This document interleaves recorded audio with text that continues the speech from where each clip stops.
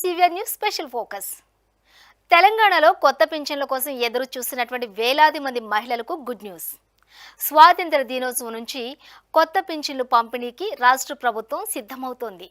ఒంటరి మహిళలు, వితంతువులకు పెద్దపీట వేస్తూ దాదాపుగా 2 లక్షల కొత్త పింఛన్లు మంజూరు చేయాలని నిర్ణయించింది. మరోవైపు మరణించిన వారి పేర్లతో అక్రమంగా డ్రా అవుతున్నటువంటి పింఛన్లకు చెక్ పెట్టి అనర్హులను తొలగించి నిజమైన అర్హులకు లబ్ధి చేకూర్చేందుకు ఈ క్షేత్రస్థాయిలోని విస్తృతంగా పరిశీలన కూడా కొనసాగుతున్నాయి. అసలు ఎవరికి ఈ కొత్త పింఛన్లు దక్కనున్నాయి? అర్హత నిబంధనలు ఏంటి? ప్రస్తుతం రాష్ట్రంలోని ఎంతమందికి పింఛన్లు అందుతున్నాయి? ఈ పూర్తి వివరాలు ఏంటో ఇప్పుడు తెలుసుకుందాం. మొట్టమొదటిగా మనం ఫస్ట్ చూసినట్లయితే ఆగస్టు 15 నుంచి కొత్త పింఛన్లు, అంటే స్వాతంత్ర దినోత్సవం నుంచి కొత్త పింఛన్లు మంజూరవుతున్నాయి. కొత్త పింఛన్లకు అర్హులు ఎవరు, అనర్హులు ఎవరు అనేది ఇక ఆ రోజు నుంచి, అలాగే 2 లక్షల మంది కొత్త లబ్ధిదారులు కూడా చేకూరనున్నారు ఇందులో అంటూ మంత్రి సీతక్క కూడా ఇప్పటికీ అధికారికంగా కూడా ప్రకటించారు. మన రాష్ట్ర ప్రభుత్వం, తెలంగాణ ప్రభుత్వం సీఎం రేవంత్ రెడ్డి కూడా ఆల్రెడీ ప్రకటించారు. అదేవిధంగా ఇచ్చిన మాట ప్రకారమే ఇప్పుడు ఆగస్టు 15 నుంచి కొత్త పింఛన్లకు లబ్ధిదారులను ఎంపిక చేస్తున్నట్లుగా తెలుస్తుంది. సో మొత్తంగా చూసినట్లయితే ఇక ఆగస్టు 15 నుంచి కొత్త పింఛన్లు, తెలంగాణ సర్కార్ కీలక నిర్ణయం. స్వాతంత్ర దినోత్సవం నుంచి కొత్త పింఛన్లు పంపిణీ చేయనున్నట్లుగా అధికారికంగా కూడా ప్రకటించేశారు అని చెప్పి ఆల్రెడీ చెప్పుకున్నాం. సో అలాగే మనకి ఇక్కడ కూడా కనిపిస్తుంది. మంత్రి సీతక్క అధికారిక ప్రకటన చేశారు. రాష్ట్ర వ్యాప్తంగా కొత్త లబ్ధిదారుల ఎంపికకు గ్రీన్ సిగ్నల్ ఇచ్చింది ప్రభుత్వం. అలాగే ఇక అర్హులకే పింఛన్లు అందేలా ప్రత్యేక చర్యలు కూడా చేపడుతుంది ఇక నుంచి తెలంగాణ రాష్ట్ర ప్రభుత్వం అంటూ కూడా మనం చూడొచ్చు. పేద కుటుంబాలకు ఆర్థిక భరోసా కల్పించడమే ప్రభుత్వం యొక్క లక్ష్యం అంటూ కూడా మనం ఇక్కడ గమనించవచ్చు. ఎవరైతే నిజంగా పేదవారు ఉంటారో వాళ్ళకి భరోసా కల్పించడమే ఇప్పుడున్నటువంటి కాంగ్రెస్ రాష్ట్ర ప్రభుత్వం యొక్క ముఖ్య లక్ష్యం అంటూ కూడా చెప్తున్నారు మంత్రి సీతక్క, అలాగే మంత్రులు, అలాగే సీఎం రేవంత్ రెడ్డి కూడా. అలాగే ఇక కొత్త లబ్ధిదారులు ఎవరైతే ఉంటారో వాళ్ళందరినీ కూడా ఇంకో 2 లక్షల వరకు కూడా ఇందులో మరి లబ్ధి పొందేందుకు అధికారికంగా కూడా ప్రకటించబోతున్నారు స్వాతంత్ర దినోత్సవం నుంచి.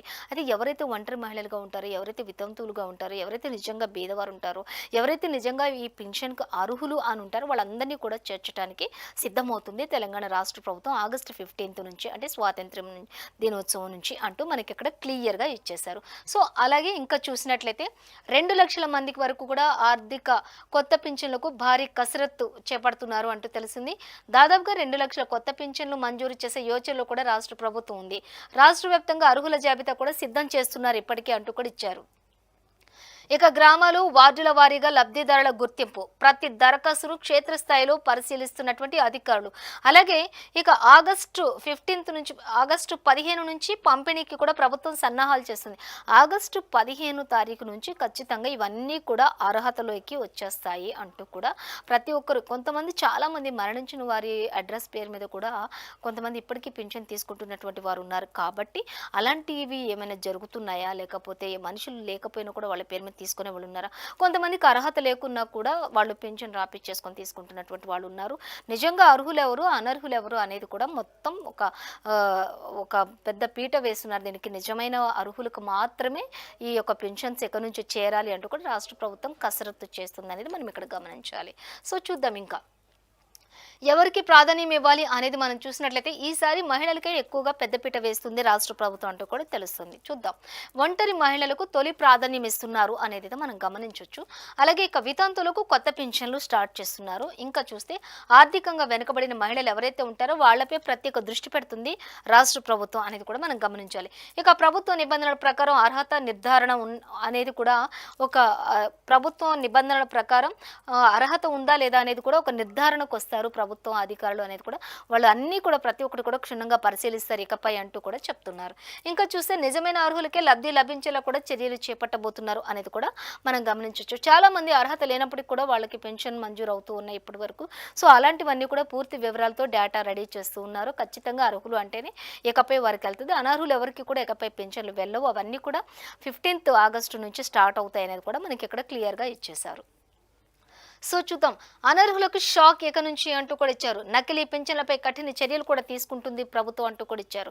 ఇప్పటి వరకు అనధికారికంగా అనర్హులుగా ఎవరైతే ఉన్నారో వాళ్ళందరూ కూడా తీసుకుంటూనే ఉన్నారు. కానీ అసలు అర్హులు ఎవరున్నారో వాళ్ళందరూ చాలామంది పెన్షన్ రాక ఎంతో ఇబ్బందులు పడుతూ, ఎన్నో బాధలు పడుతూ ఉండేవాళ్ళు కూడా లేకపోలేదు. ఎందుకంటే చాలామంది మనం చూస్తూనే ఉంటాం, పింఛన్ కూడా రావట్లేదు, చాలా బీదరికం ఉన్నాం, కనీసం మాకు చూపించుకోవడానికి ఏదైనా ఆరోగ్యం బాగాలేనప్పుడు చూపించుకోవాలన్నా కూడా మాకు చాలా కష్టమవుతుందని చెప్పేవాళ్ళని అనేక మందిని అనేది చూస్తూనే ఉంటాం. సో, అలాంటివన్నీ కూడా ఇప్పుడు చెక్ పెట్టడానికే రాష్ట్ర ప్రభుత్వం ప్రతి దానిపై కూడా క్షుణ్ణంగా కసరత్తులు చేస్తున్నారు అనేది కూడా క్షుణ్ణంగా తనిఖీలు చేస్తున్నారు అనేది కూడా మనం ఇక్కడ గమనించవచ్చు. అలాగే ఇంకా చూద్దాం అసలు ఏం జరుగుతుంది అనేది.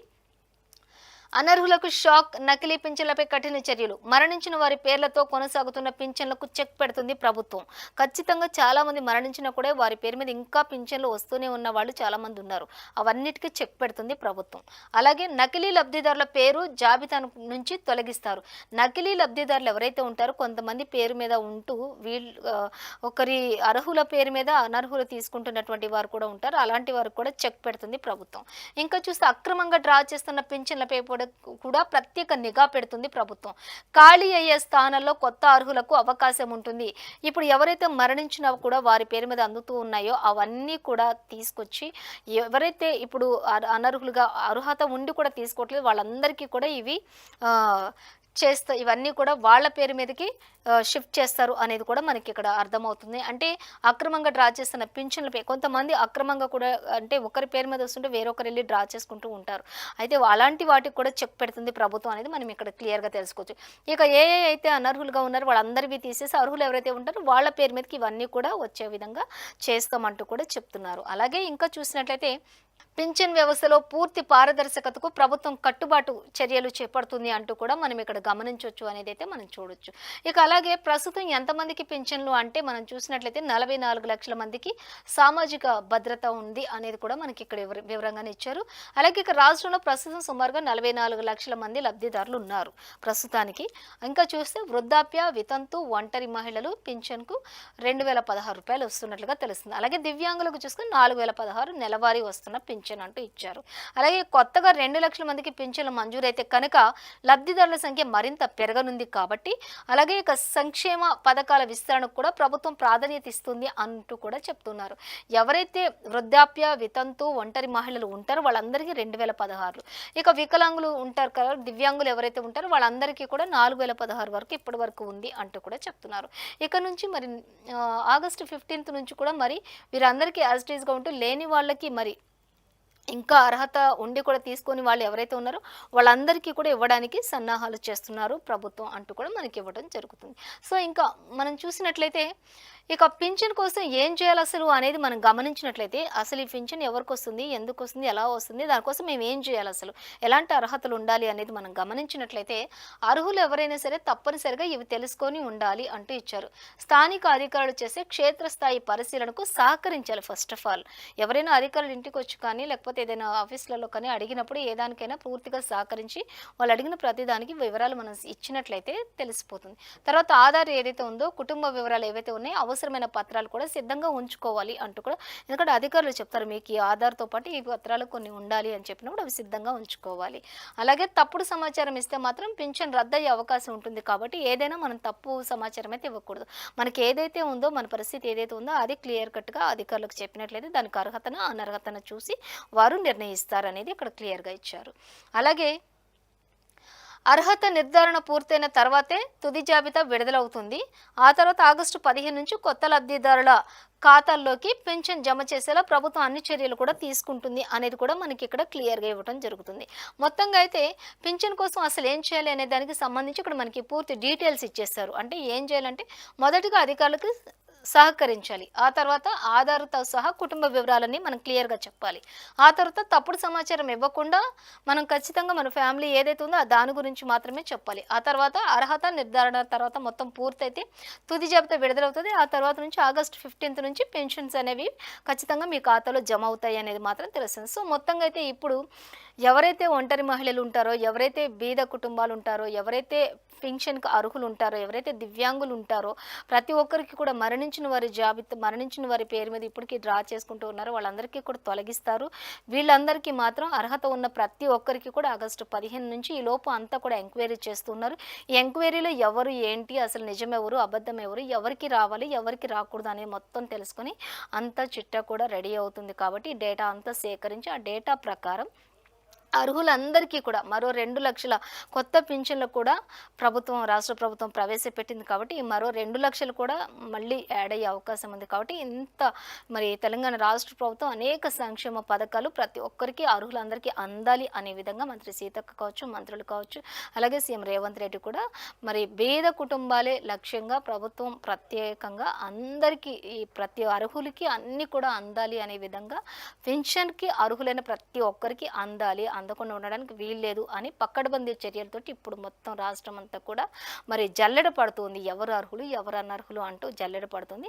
ఇందులో ప్రతి ఒక్కరు అర్హులు ఎవరైతే ఉంటారో వాళ్ళందరికీ కూడా పింఛన్ ఆగస్టు 15 నుంచి ఖచ్చితంగా రావడానికి శాయశక్తులో ప్రభుత్వం ప్రయత్నం చేస్తుంది. ఖచ్చితంగా అందించే విధంగానే మంత్రులు కూడా వారి యొక్క ప్రయత్నాలు చేస్తూ ఉన్నారు. సో మొత్తంగా చూసుకున్నట్లయితే అర్హులందరికీ పింఛన్ వస్తది. ఇప్పటివరకు రాని వాళ్ళు ఎవరైతే ఉంటారో వాళ్ళందరూ కూడా అధికారులను సంప్రదించవచ్చు అంటూ కూడా చెప్తున్నారు. ఇదండి ఇవాల్టికి ఎవరు పింఛన్‌కి అర్హులు అనే దానికి సంబంధించి. ఇది ఇవాల్టి